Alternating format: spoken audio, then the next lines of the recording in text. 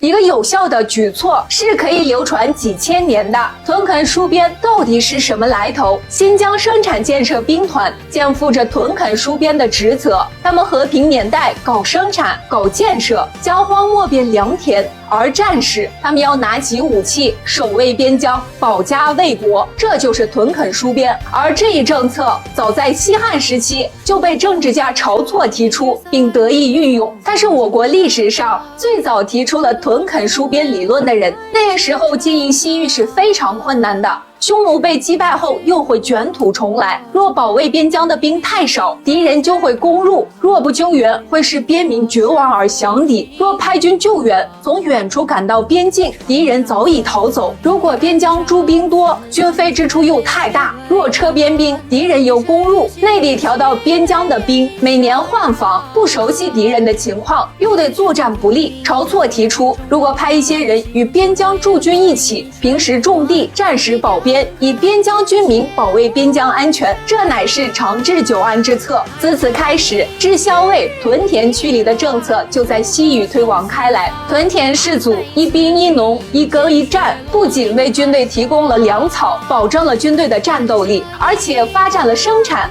繁荣了经济，促进了边疆地区的社会进步。所以自汉朝以后，历朝历代都是把屯垦戍边作为了经营西域的一项重要举措。几千年来，这一政策相袭至今，为晁错点赞。